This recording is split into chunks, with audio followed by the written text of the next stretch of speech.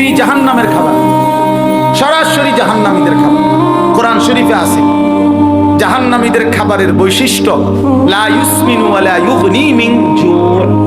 জাহান্নামীদের খাবার আল্লাহ বলছে এটার কোনো পুষ্টি হয় না এবং এটার দ্বারা ক্ষুধাও নিবারণ হয় না। বিড়ি সিগারেট অবিকল এরকম, এটার দ্বারা শরীরের কোনো পুষ্টি হয় না এবং ক্ষুধাও নিবারণ হয় না।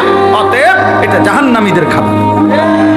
নাকে মুখে ধোঁয়া ছাড়ে, আগুন ছাড়ে, এটা বুঝে একটা কিছু হইতে পারে?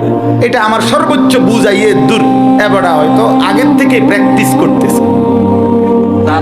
হ্যাঁ, মানে আগের থেকে আগুনের একটা অভ্যাস থাকলে পরে যখন ফুল আগুনে ডুববে এটা তার সুবিধা হবে। এটা জানে আমার তো কিছুটা অভ্যাস আগের থেকেই আছে, আর নাহলে অনেক একটু বাড়াইয়া দিছে আর আগুনে।